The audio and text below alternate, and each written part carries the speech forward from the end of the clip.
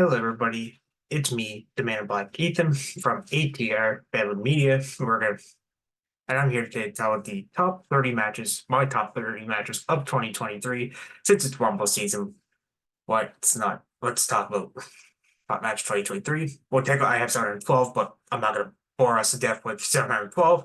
So I'm just going to do the top 30. And if you're wondering, yes, I had the Rumble matches. They're not in my top 30, but they are number 51 and 30, or no, 51 and 50, sorry.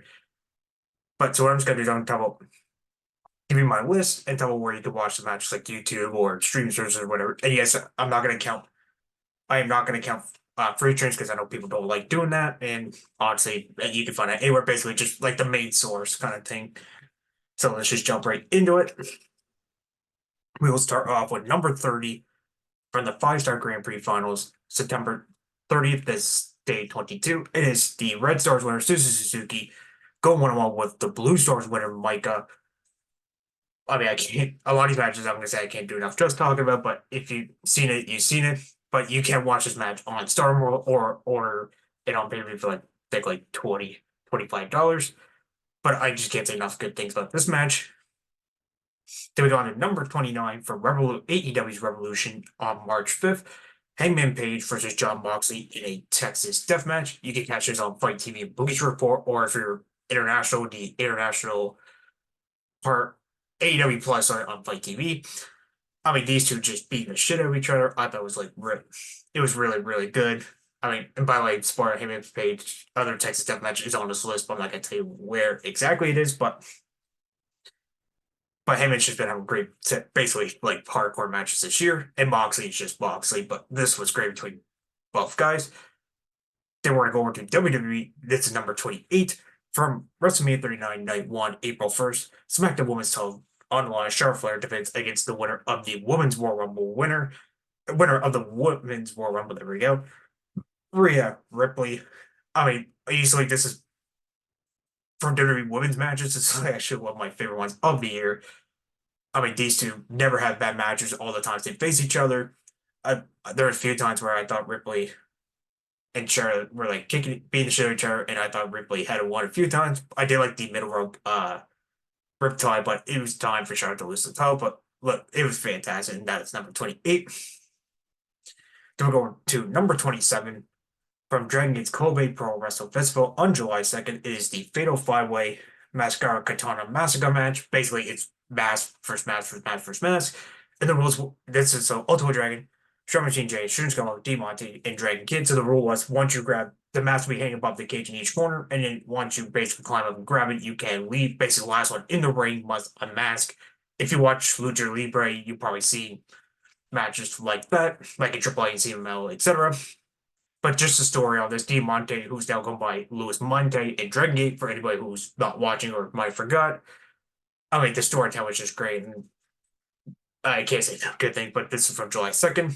But like I said, this was excellent, and yes, also Dragon Style Wrestling, even though he was at the last minute. And then we jump over to number 26. We go to New Japan Pro Wrestling's G1 Climax show. This is day number 18 from August 12th. This is the semifinal match between United States champion Will Ospreay, who is the runner-up of B Block, versus the winner of D Block, Tetsuya Naito. Just in this one, you can watch on New Japan World. Oh, by the way, for the Fatal Cage match, you can watch on Dragon Gate Network. But like I said, back to the Ospreay Naito match, you can watch it on New Japan World. This was excellent. These two, like I said before, never had bad matches. It's just excellent. And Naito did win that one, but that is number 26. And actually, speaking of Naito, he has a match right here at number 25 on day number 19, August 13th. This is the finals of the 2023 G1 Climax. The winner of B Block, number 0.6 minute tag team, Katsushika Okada, and Tetsuya Naito for Block D. These two are like arch rivals. They have never had bad match. Like they're good to great matches. They're excellent. I mean, it tells the story of Naito trying to win the G1 for this third time, and then trying to get back to the Tokyo, which he'll do tomorrow or today once it's dropped. But yeah, this was excellent. And then we'll go over to Number 24 from Stardom starts on June 25th. This is a loser leaves their unit steel cage match between Oyotai and Queen's Quest. So basically, the last person left in the cage, it had much left to do, so it was either Oyotai or Queen's Quest. Queen's Quest does get the win, and Seth Cashwell had to leave Oyotai. This was excellent. The storytelling, just the match, all 12 ladies just beating the crap out of each other for a good 20-25 minutes. It was just great. So that was number 24. Now, this one might be a little controversy. For this match, this is my number 23 from Forbidden Door on June 25th. Chris Jericho versus Bryan Danielson. And you wonder why it's so low. Hey, there's like, don't give me like I said on past post shows on ATR. These two are best in the world. Like, I mean, they were taking each other to the limit. There were some certain spots, like the Caesar spot, I was not a big fan of that one. And then plus Danielson broke his arm, I think like 10-15 minutes early in the match. But I mean, it was still an excellent match. I can't wait for the rematch at Wrestle Kingdom. But like I said, that's my only nitpicks. But I thought it was a great match. And Danielson making Okada tap out pretty wasting time in his career. But I'm pretty excited for the Wrestle Kingdom. But yeah, that was my number 23. And we're actually going to stick to AEW as we go to number 22 from Saturday Night Collision on July 15th. For the 801 titles, under 2 out of 3 falls match, champions FTR defense against Bullet Club Gold, Jay White, and Juice Robinson. So this was Calgary. I believe this was the night of the Old Cup finals. Don't quote me on that. I mean, these two teams just going at it for 51 minutes, pretty much the whole hour of the first hour collision. Oh, the storytelling. I mean, FTR paying tribute to their hero Bret Hart in Calgary, and then I think it took like 15-20 minutes for the first fall. I mean, these two teams had a match the week prior in non-title, that which was pretty good, but this one was a lot better. But this was just excellent. I mean, that, by the way, if you haven't seen it, 50 minutes just went by really quick. Oh, I forgot. And by the way, that on Collision, if you're in Canada, you can watch in TSN Plus or in the States on TNT. And back to Cup for I keep forgetting where you can watch it on Fight TV or Bleacher Report as well. But that would, and then back 22, like I said, on cable TV. Then we go over to number 21, Pro Wrestling Noah's Naomi Marufuji 25th anniversary show for September 17th. Naomi Marufuji goes one on Will Ospreay. I mean, Will Ospreay has been having a lot of great matches. By the way, he's on here a lot on my top 30, but I can't help because Ospreay is one of my favorites, and plus he's had a lot of bangers in 2023. I mean, he's mentioned before that he's not Marufuji has been his hero, so he finally gets a match, and especially in Cork and Hall, that was a hot crowd during that show. But this was a great 2025, and you can watch his own Wrestle Universe for this match. Then at number 20, we go to All Out on September 3rd. It is a short match between Bryan Danielson and Ricky Starks. I mean, last minute, it originally was supposed to start for Punk, but obviously, you know what happened to Punk. We don't need to get back into that crap. That's in the past. I try to forget, but I get it was back there with a big storytelling. But Bryan Danielson being added to the last minute. I mean, strap match. Danielson had a good one too in 2020 with the late great Bray Wyatt, who's on his theme at the Royal Rumble 2020. But these two just, beating the shit out with the strap. I mean, Starks passed out when he got choked on the bell lock. These two, this was a great. They had a Texas Death match before, which was pretty good, but the strap match was my favorite out of the two. But that was my number 20. And now we go to number 19 from Thursday Night Impact on November 16th. Josh Alexander versus Will Ospreay. You can catch Impact here in Canada on the Fight Network, or in the United States, it is Access TV. I forgot the channel for a second. And I think international, I know in the UK, I think it's like like somebody from the UK will tell me what channel it was, but I do apologize for not getting it right. And yes, probably people are probably shocked that Impact is on my top 30 list. But honestly, Impact the last couple of years have been really, really good. I kind of dropped in 2020. Like, I've been watching matches, but I didn't really fully get back into the 2020 when Omega was doing the whole like multi-champion part. But Josh Alexander, well, I've two phenomenal wrestlers in the world. And these two just had a great match. I recommend that out when you have the chance, but that was my number 19.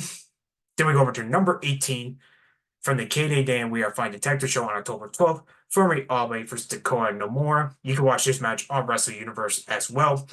I mean, this was basically like a shoot, like UWF Bloodsport rules match. These two are tag partners, as they know, astronauts in the Indies and stuff. They were actually the longest running and most defensive Big Japan tag champs in history. Held them for like almost a year, a little over a year, I believe. But these two men just going on slapping each shit at each other, doing some shoot takedowns. It was great. I mean, if you're like an MMA like shoot fighter fan, then you would like this. But it was excellent. But that was number 18. Then we go over to number 17 as we go back to AEW to Collision, but it is from October 28th for the AEW World Title MJF defense against Kenny Omega. I mean, I know people back then bitch about how it was only on 3 days' notice, but the story was MJF was going to be Omega's reign as 1 year champion, so he had to beat the longest reign holder at the time. And I mean, these two just went at it for 30 minutes. It was fantastic, and you can catch this one, like I said before, when I talked about the FTR match in Canada TSN Plus or in the States on TNT. But it was fantastic. I can't say enough good things, but that is number 17. Then hopping over to number 16, we go back to Stardom. This was actually one of the late entries from Dream Queendom on December 29th. It is for the vacated World of Stardom title, the winner of the 2023 5-Star Grand Prix, Suzuki versus Micah. And yes, they're on my list twice. As like I said, number 30 was their finals. And then here, this is for the vacate, their major title in the Stardom. Oh, this was great. Originally, Suzuki was supposed to face Tamina for the title, but Tamina had to vacate an injury. So they did a mini tournament contender for the title, which Michael did win a Corkin Hall a couple weeks before the show. I mean, these two just going at it for like 15, 20 minutes. It was just the crowd in Tokyo were just went nuts. But yeah, that was my number 16. But Michael does win the vacate World Star Champion. And that one you can watch on Star World, or they have a website where you can buy the pay-per-views. So then we go over to number 15, Timothy Thatcher versus the returning Chris Hero at West Coast Pros Whiplash on November 17th. You can actually catch this on YouTube. Just type in West Coast Pro Wrestling, and it should be up there, and you can watch your shows on there. I mean, it's Chris Hero's first match in like 3.5 years since COVID. I mean, these two fought all over the world, different continents, etc. And like I liked it because like I said, it's Hero's first show back in almost 4 years. I mean, Thatcher can play a great heel, but these two just had excellent match. That's what I recommend checking out. But that is my number 15. Then we go over to number 14. We go back to Impact Wrestling, this time from Bound for Glory on October 21st. Speedball Mike Bailey versus Will Ospreay. Ooh.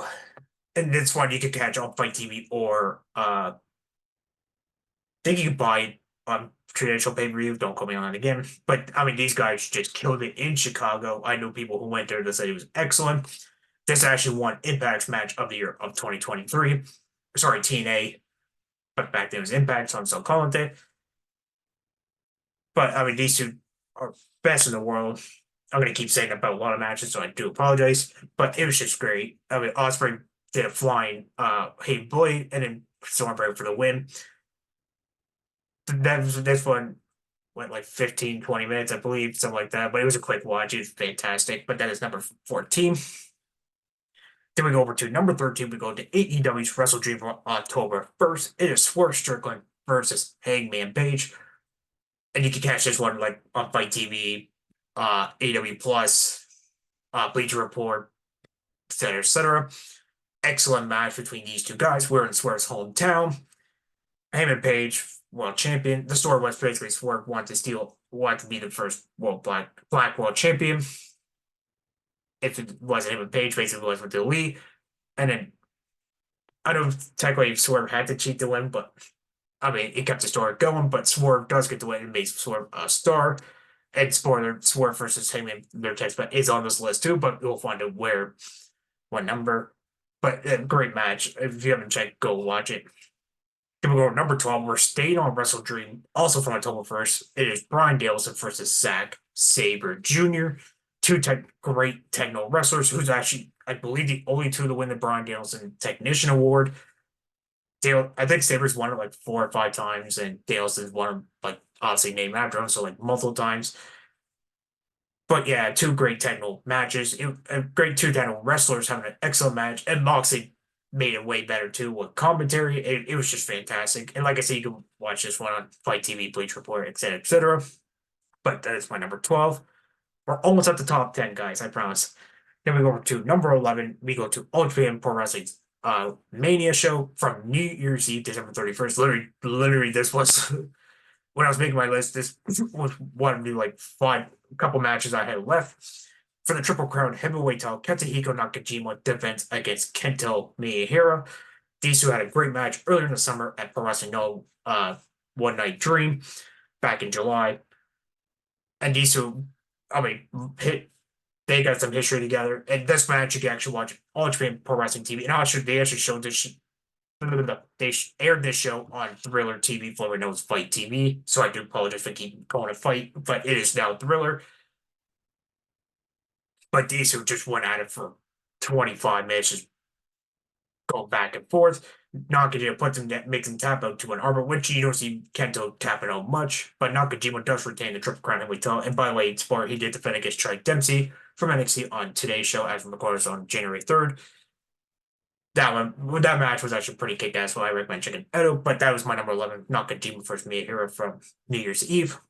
Now we get to my top 10 as we go to back to WWE for WrestleMania 39 on April 1st. This is the main event of night one for the undisputed tag team titles. The Usos defense against Kevin Owens and Sami Zayn. So you can watch this if you're in Canada. If you're not in the States, basically all over the world, you can watch it on WWE Network or in the United States on Peacock. This story was, I mean, Usos been held, they held this titles for over 600. I can't remember the exact number. Over like I think it was like 670 or something like that. But also, Sami Zayn just left the bot earlier to the Royal Rumble, helping his best friend, and he lost the title at Montreal, losing his opportunity to become Undisputed Universe Champion at Elimination Chamber. So he said the one thing he will always want to do was win the titles with his best friend in the world, Kevin Owens, and then want to defeat the Usos. I mean, nitpicking, I know the defaults were a little too much, but you're still excellent. I like how Sami kicked out the 1D. They said no one's ever done that. But it was a great show, a great main event, especially on night one. But that is number 10. And then we'll go over to number 9 for the IWGP United States title from Power Struggle on November 4th. Will Ospreay defense against Shota Umino. These two went at it for 40 minutes, and that's what you can watch on New Japan World. Excuse me. I mean, Umino, Death Rider, protege of John Moxley. I mean, these guys had great matches before in Rev Pro and here in New Japan. And it was a quick 40 minutes as well. But Ospreay, he does put away with the hidden blade. By the way, it's not called the US title anymore. It's now the global title, but back now it's the US title. But yeah, like I said, quick 40-minute watch, and you can watch this on New Japan World. But that is my number 9. Then we go to number 8, Kenny Omega versus Konosuke Takeshita from All Out on September 3rd. This one, like I said, with all the AEW stuff, Fight TV, sorry, Thriller TV, Bleach Report, pay-per-view buys. I mean, these two met before DDT years and years ago.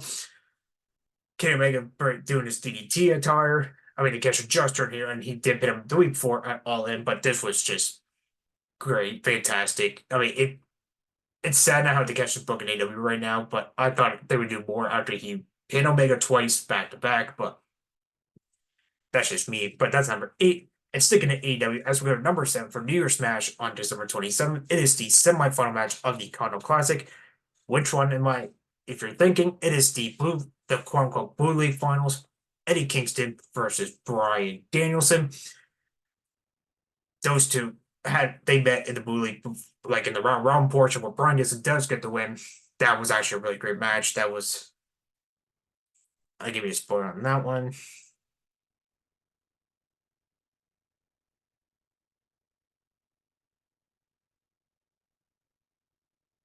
Hmm.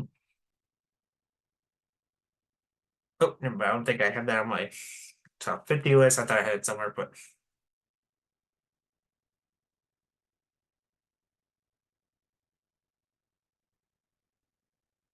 anyway, yeah, their semifinal match was a lot better than uh their round robin action. Lost my train of thought there, but it was great. Brian Nielsen's been having nothing but bangers pretty much all year, and Eddie Kingston. I mean, it was a great story. Basically, how he started 0-2, and then basically wanted to make it just come back to win the Blue League finals or win the Blue League pretty much, and then go on to beat Moxley World's in. But it was great, and also I like how Eddie Kingston was being called King of the Bums by Brian Danielson, so Kingston took that nickname and basically made himself out of it. But that was my number 7. Then we go to number 6. I mentioned this earlier during the first Kenta era. Nakajima start from their New Year's Eve match. This is from Corkin Hall at One Night Dream July 15th. You can watch this on Wrestle Universe. Katsuhiko Nakajima versus Kento Miyahira. Kento making a rare outside All Japan appearance. And you want to get into Nakajima. I thought this was fantastic, especially in the Noah ring. I like both of the matches, but I like this one a lot better. I mean, the Corkin Hall fans were electric for this match. It was fantastic. I recommend, like I said, checking this out. Obviously, since I'm making this list, but sorry. But it was great. Then we go over to number 5 to Full Gear on November 18th. It is a Texas Deathmatch, him and Page versus Swerve Strickland. Swerve going 2-0 against him and Page after this win. Yeah, some people are probably shocked that I got basically a hardcore match on my top 30, but this was absolutely fantastic. I like out of this one and the one with Moxie back in Revolution. I like this one a little bit better than that one, but it was fantastic. Can't say enough good things about it. And then we go to number 4 from Revolution on March 5th, 60-minute Iron match for the AEW World title. MJF defends against Brian Danielson. Honestly, MJF's title defenses, this is probably my top 2 favorites of his whole reign. Or actually, like top 5, but maybe I'll do a future list down the road. But the whole hour just went by quick. It was fantastic. Like I said before, Brian Danielson just giving out bangers all year. But that is my number 4. Now we go to number 3, back to WWE at WrestleMania 39, Day 2 on April 2nd for the Intercontinental title in a triple threat match. Gunther defends against Sheamus and Drew McIntyre. I mean, we had basically 3 hostages just beating the shit out of each other for a good 17, 18 minutes. I thought, I mean, close near falls. Like, I thought Drew had won a couple of times. I thought Sheamus had won a few times. I mean, the story was Sheamus trying to, that's the only title he had won in WWE was the Intercontinental title. And then obviously his best friend get in the way. So Gunther said he would take on both. And then Gunther just looking like a beast, just absolutely winning. Currently is still the Intercontinental champion. And by the way, congratulations to Gunther for having a child. Him and Jenny, by the way, milestone said from Double Gunther, but yes, that is my number 3, the triple threat match for the Intercontinental. If I was doing just WWE matches, this would be easily my number 1. Honestly, I'm just being honest. And then we get to my top 2. I'm going to be honest with you, they're both Kenny Omega versus Will Ospreay. They'll both for their match from last year. Number 2 is their Wrestle Kingdom match where was defended against Kenny Omega. First time, it was a dream match this was personally my dream match, especially at the Tokyo Dome. One of my favorite shows, Wrestle Kingdom. Omega playing pretty much basically playing a dick, like a heel, and then basically like, uh, I got no words, but it was me and Sam talked about wrestling during the last year. But yeah, honestly, this was tough because I like both matches really good. But yeah, number 1 is the rematch with Omega defending as well as in Toronto at Forbidden Door on June 25th. That is my 2023 number 1 match of the year. I mean, it was fantastic. Those 2 guys just going back for 39 minutes. I mean, the Storm Driver, the controversial Storm Driver that everybody's been talking about. I mean, Ospreay hit one with Angel. Omega basically doing the same thing to Ospreay. The only my nitpick was Don Callis, but that's whatever. But especially that Toronto, I'm a Canadian, so I'm kind of being a little biased, but it was fantastic. I can't say enough great things, but yeah, that is my list, guys. That is my top 30 matches of 2023. Let me know in the comments what you guys think of the list, or if you got your own, like, let me know. But please follow us on social media and check us on Facebook, on X, or Twitter. And then also follow me on Twitter, wrestling_fan_9, and keep an eye on the ATR Facebook page where I'll be posting Japanese results from New Japan, All Japan, Stardom, and Noah. And so have a good week, guys, and stay safe.